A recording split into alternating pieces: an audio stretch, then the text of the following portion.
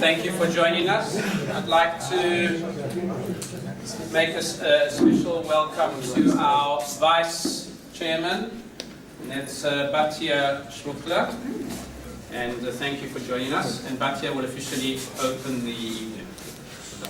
It's short and sweet.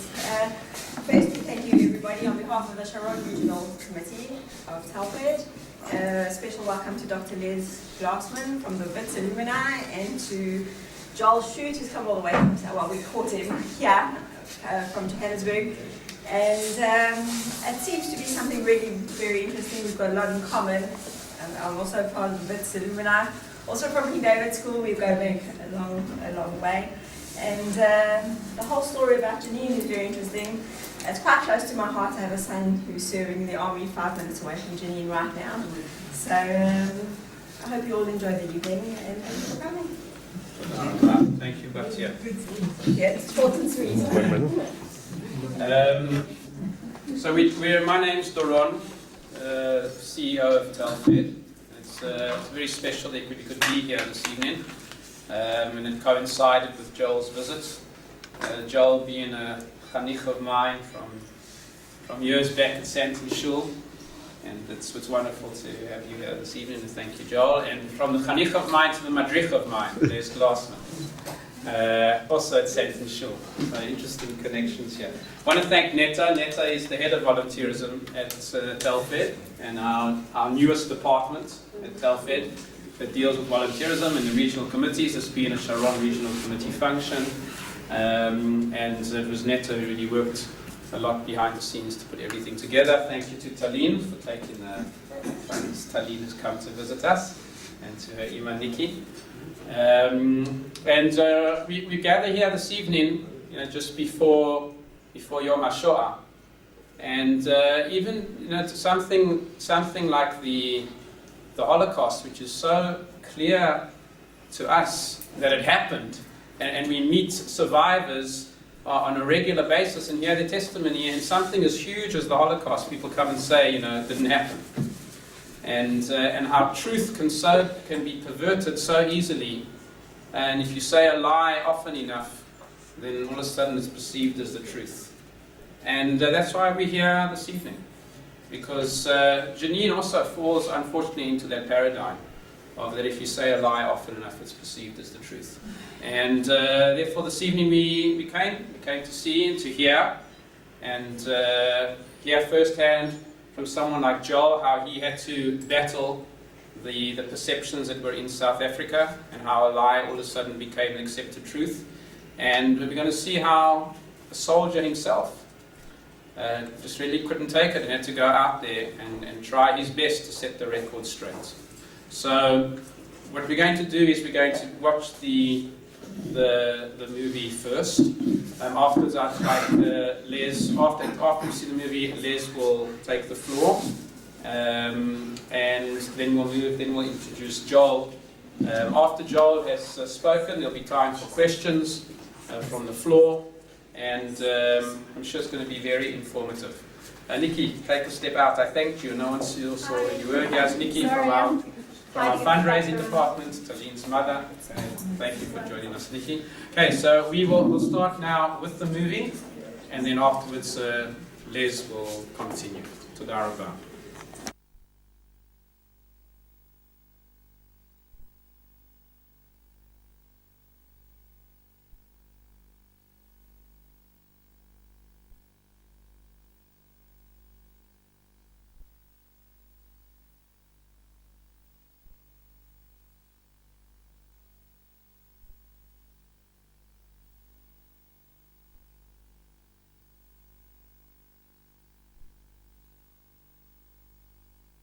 For your UN patience, and some very disturbing, very moving parts in that film. And I'd like to invite Dr. Glassman, who represents the WITS Alumni in Israel, who's our partner in organizing this evening. And Les, I'd like you to come up, please, and introduce Joel.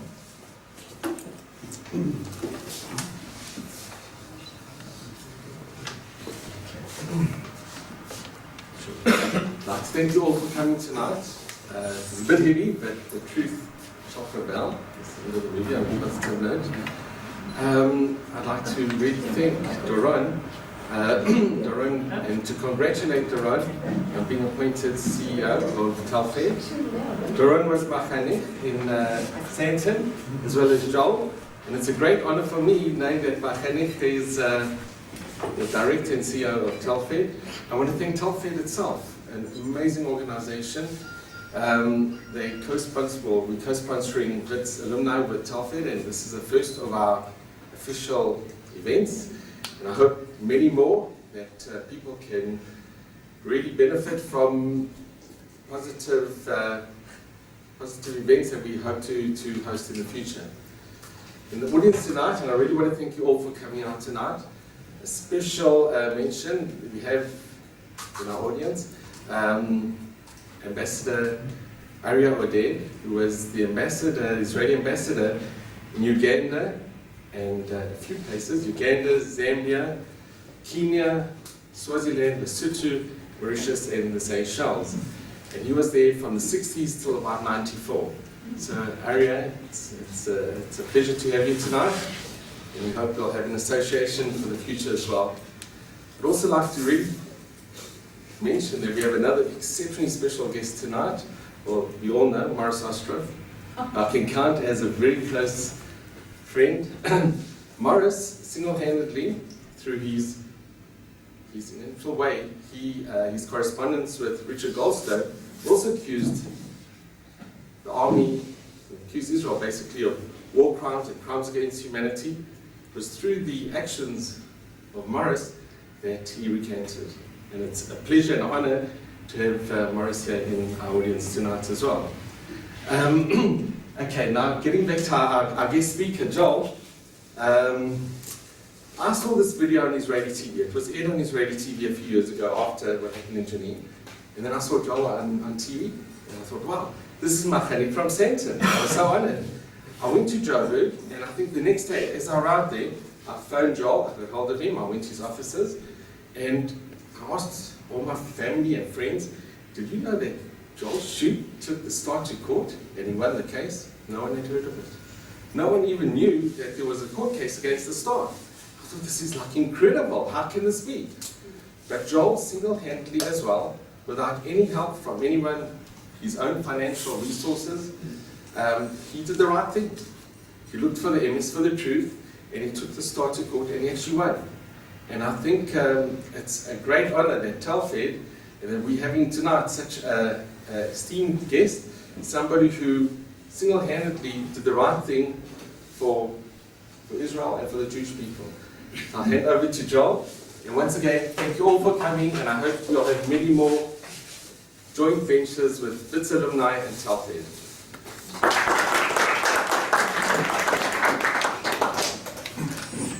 Firstly, thank you very much, Mr. Ambassador, everyone who's coming here this evening. Unaccustomed to speaking in front of audiences other than on a court case that I do. It's a bit of a different forum. It's very gratifying to see Les and to see Doron, and things have come full circle. I still don't understand how I'm the one who came from the wrong state and I've lost all my hair, and you guys have got the good with your alien genes. Just to maybe speak about two of the cases that I have been involved in terms of Israel advocacy within South Africa, and some of my understanding of how the journalistic community works. And over the years, it's been 10 years since the Jenin documentary, what I've learned about how journalists think and how they work, and how as advocates for the state of Israel, we can actually better understand how the journalistic community works. So the first matter that I got involved in was the Phil Reeves article, and it obviously contained all the canards about the massacre, genocide, etc., ethnic cleansing. And Phil Reeves published a retraction of his own, and it was called "Sometimes Journalists Do Make Mistakes." What is very telling is that the same newspapers who actually printed the syndicated article were very slow to print the retraction, and his article saying sometimes journalists make mistakes. And that then alerted me to a principle within law, which is that never try to prove your own case, but see what is the other side saying and use their words against them. It's often called using the respondent's version, and the judge doesn't need to see who is telling the truth. He just looks at the one side, and if they've admitted, if they've made an admission, then you can win on that basis. So I wrote a letter to the Star with a bit of righteous indignation, which sometimes cannot be the right way to actually go, to just sometimes stick to the facts. And in South Africa we have a newspaper ombudsman, which is in a certain sense an arbiter within the journalistic community to see that newspaper reporting is free and fair. So I try to use that code of conduct against the Star, which was run by the Independent Newspaper Group, and say that this article which had been published was just one-sided, was inaccurate, and above all, the facts were incorrect. But as they say, never let the facts get in the way of a good argument. They printed the story and they stuck to their story, and they didn't print for readers a retraction. I then decided to take it a bit legal. But in South Africa, when any type of legal jurisdiction, you need a plaintiff. And I didn't have a plaintiff, so who was I really going to sue? Who was going to be the plaintiff? So I don't even recall how it actually happened, but I got in touch with this guy, Jonathan Van Caspel. I think he had written an article, and this was before the documentary was made. And I said, look, you have got legal personality in South Africa, but let me just go with it. Because even though we might lose the case, at the very least, that they have to put their version forward. And they have to say, they could raise a certain technical plea and say that the plaintiff doesn't live in South Africa, you're suing for defamation, but how has he been damaged? He has no reputation in South Africa in the first place. But be that as it may, they would still have had to have answered the matter in legal papers, which is a matter of public record. And I wanted to see what they would have said in order to maybe name and shame. But it didn't actually have to go that far, because in the course of the legal correspondence, what actually happened is that the Star did retract, and they published a page 2 retraction. But it didn't end there, because a few weeks later, the Americans were involved in Iraq in the Fallujah episode. And in reporting on Fallujah, as a passing comment in the Star, they said, this was a massacre very similar to what the Israelis did in Jenin. And they just printed the retraction. So it was almost like sending the same letter to the Star again, and 2 weeks later they printed the second retraction saying that there was no massacre within Jenin. My other exposure was a TV documentary by far left-wing TV journalist by the name of Mr. John Pulger. Now, he's so far left-wing, obviously these are the type of documentaries which would never see the light of day in any TV network news program. But these are the type of TV documentaries that would be shown at a university campus, a Palestine Solidarity Committee type of thing. And obviously coming from almost like a Trotskyite left-wing Marxist worldview. But South Africa, maybe even today, but even then less so, was a bit unsophisticated in terms of the nuances of the Arab-Israeli conflict. And there was a new TV station at the time, ETV, and there was a print journalist who had made the jump into TV journalism. And she had no political experience, certainly no international political experience, but she wanted to brand herself as this investigative reporter and, actually report on the hard-hitting international stories. So she got hold of the John Pulger documentary and she was going to show it, and it was publicized a lot, maybe for about 2 weeks before the flight on TV. It was obviously very one-sided, it had no type of balance. And in South Africa we have a journalistic commission called the Broadcasting Complaints Commission, which from an American point of view would be anti-First Amendment rights, because it does curtail freedom of speech, and it says that everything has to be free and fair, it has to be balanced, etc. Now, in the Broadcasting Complaints Commission, I don't think that I've seen a single case where the Broadcasting Complaints Commission Tribunal has voted in favour of a complainant against a TV station. Because obviously that will set a precedent and will open the floodgates for these type of complaints. But they have to be seen to pay lip service to the idea that they do take complaints seriously. So they do bend over backwards in favour of the TV stations, and I haven't seen a single judgment. I haven't been really following it in the last few years, but I haven't seen a single judgment where they've voted or they've actually ruled in favour of a complainant. But what we wanted to do in that complaint was to just test the waters and to, even if we did lose, to take ETV to the full course of that process and to see what would their defence be, what would their response be. And it was very interesting. They engaged probably the most eminent South African advocate in terms of constitutional law and media law. It was a senior counsel. They got one of the large law firms to represent them, and it was quite high profile. Some of the other the other TV networks actually covered it, and they spent many hundreds of thousands of rands on their legal defence. The BCCSA ruled in their favour, but I did get a concession from the TV station at the time that if they were going to report on this issue in the future, that they would balance it by showing a TV documentary in order to cover the Israeli perspective. Obviously, in the last 10 years, as far as I've seen, they haven't actually aired a single documentary or any feature on the Arab-Israeli conflict because they don't want to show the more balanced Israel view. So they've actually steered clear of the issue completely, which I think in a certain sense is a bit of a victory.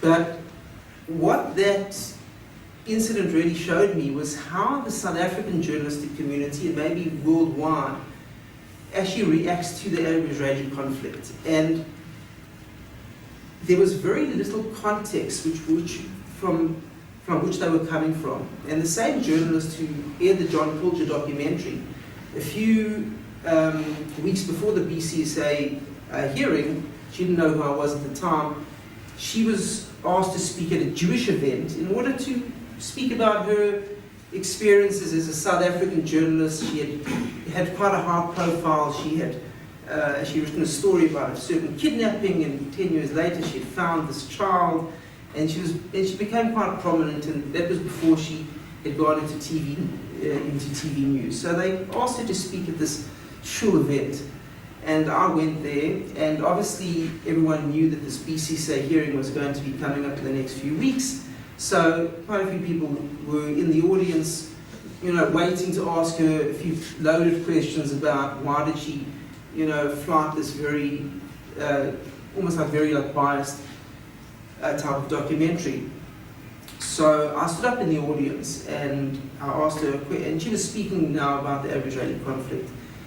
And I asked a bit of a loaded question. I said, for those of us who'd like to understand more about the Arab-Israeli conflict, could you maybe recommend one or two good books that you've read on the subject, which maybe we could read as well?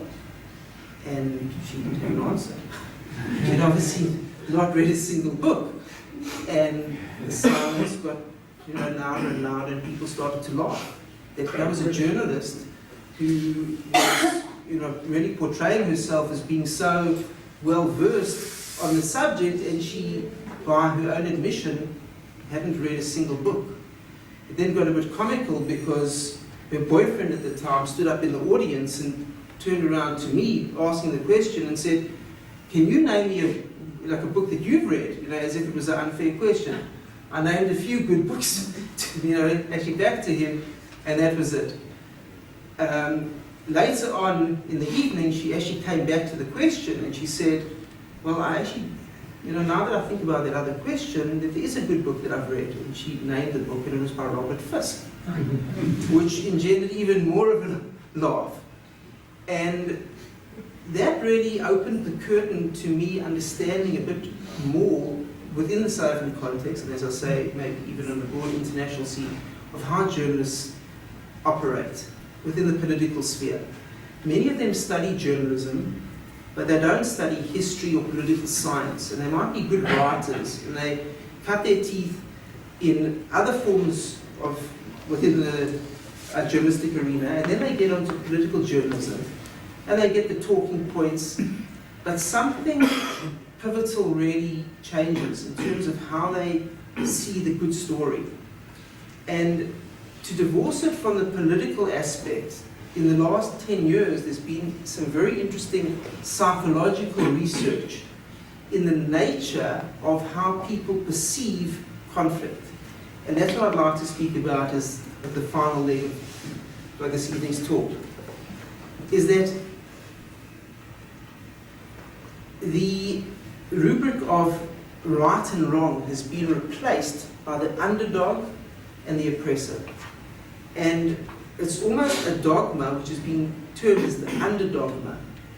People feel good in supporting the underdog. And it's a cultural meme that is so natural to us, from watching a movie, say like Rocky, or these rags to riches type of movies, but also from a human developmental point of view. Everyone was a child. Everyone was an underdog at some time of their life. They were in nursery school, and they were in junior school, and they had teachers, and they had authority figures. So everyone instinctively, from a very deep aspect of their psyche, can relate to the underdog. And we feel very compassionate when we root for the underdog.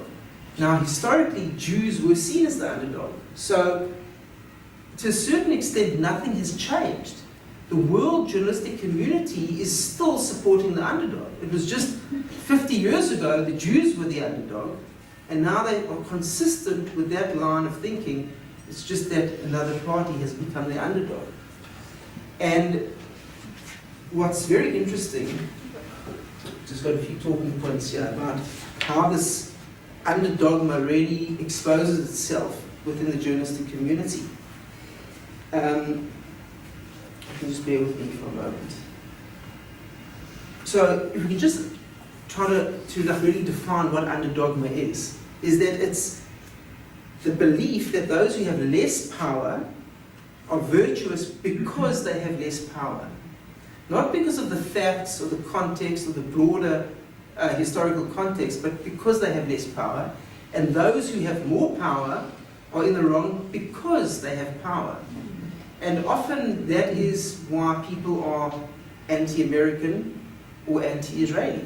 Because it's now just an identification with who has less power and who has more power. And this also now explains why within the Palestinian conflict you have university students or journalists who have nothing in common with the Palestinian cause, but yet they support the Palestinian cause. The Palestinians are anti-women's rights, anti-gay, anti-free speech, any type of like Western value. And the Israelis are more synonymous with those Western values. But why does the journalistic community side with the Palestinian side? Because of underdogma. Because the facts are irrelevant. It's a visceral, psychological identification. So just bear with me. Now, what's very interesting is that there's been some interesting research into this field of underdogma. And the University of South Florida conducted some research amongst political science students. And they were asked to write an essay on world conflicts. But there was a bit of a catch. They redrew the maps of all of these conflicts with the aggressor country being smaller in size than the underdog.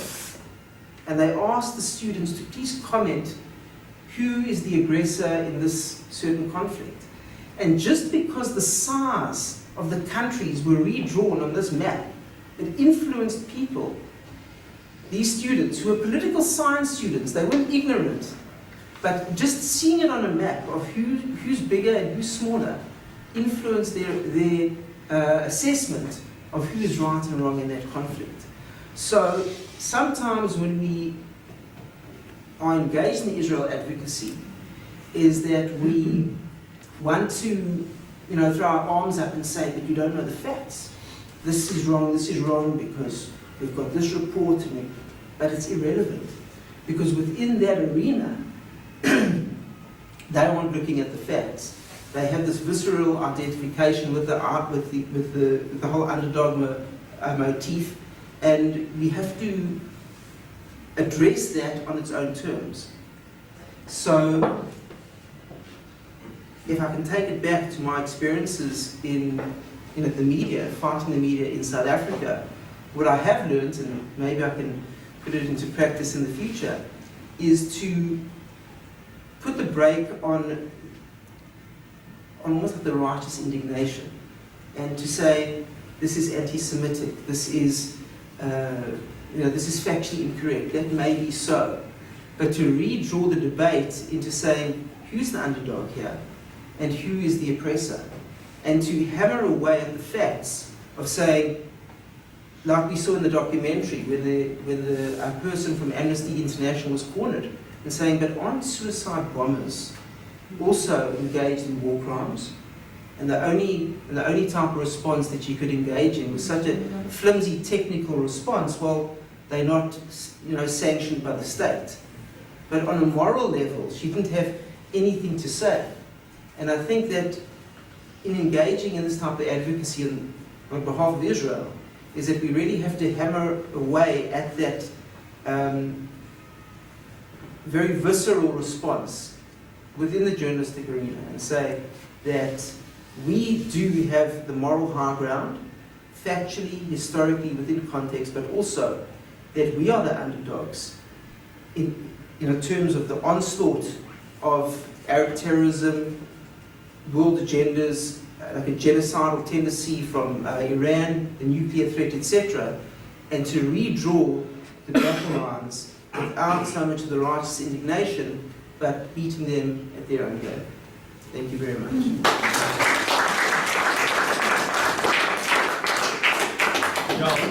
John, could you take maybe just a few questions? If you could introduce yourself as some need less introduction. Now let's introduce yourself please and you ask your question.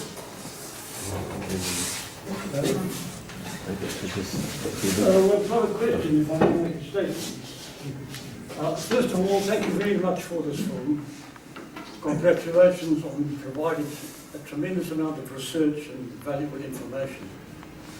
But if you'll forgive me for being the devil's advocate, I don't think anybody who is not already pro-Israel would have the patience to sit through this long film and concentrate on it and understand the various arguments.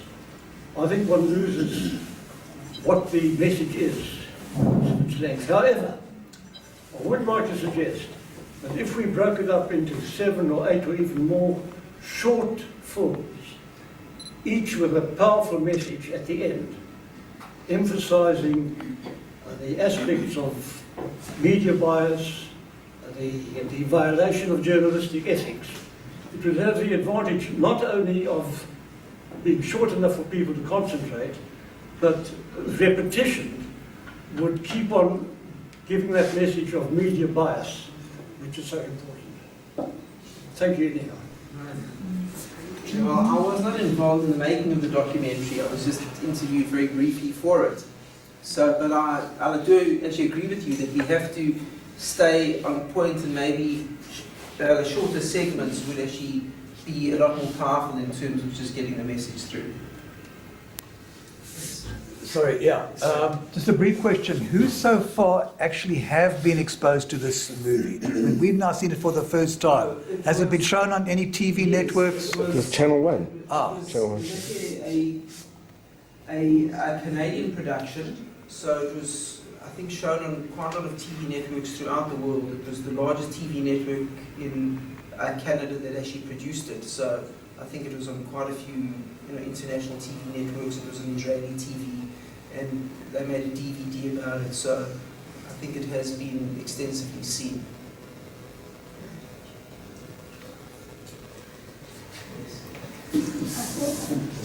I thought that the film was really excellent. As Mr. Ostrov said, a little long, but that's okay. What was missing for me, in light of how you want other people who are not naturally pro-Israel, was the beginning should have started with the suicide bombings. They should have seen scenes from a lot of the bombings. And for instance, the one at the Dolphinarium, where there were all children that were attacked in one night. All that sort of thing should have been an introduction as to why we went into Geneva. That's something that was unfortunately missing, because that would have given the people immediately some food for thought. It's an excellent question. What I've found, and I'm not part of the journalistic community, but what I have found is that when TV stations are looking for documentaries, that the first thing that they have to ask themselves is this a propaganda piece, or what can be perceived as a propaganda piece, or is it objective? And from an Israeli point of view, we might think that it's not hard-hitting enough. But in order for it to actually go onto a network station and be flighted, that it can't be too overwhelmingly pro-Israel or pro-Palestinian. So they have to show, maybe water things down and not be too emotional about certain issues. I don't know if that's the right word, but they have to water certain issues down and maybe not emphasize certain other facts, because then it will be perceived as being too biased to one particular situation, one particular viewpoint, and then it's not going to get onto the TV network. Would you say that the BDS and similar movements in South Africa are winning the war against the Jews in Israel? The short answer is I don't know. I'm not really involved in that field actually intensely enough to answer the question. I think it really depends where you stand. If you're a student, I think you see it a lot more intensely within the campus. But it's like living in Israel. Things still carry on, and when you're on the ground, you don't perceive things the same as when you're 10,000 miles away and you see it from the vantage point of a newspaper headline. So when you're in South Africa, you don't perceive it as being under siege, or that Israel is just being maligned all the time. But I think it all depends where you stand. So Joel, thank you very, very much. We really appreciate it.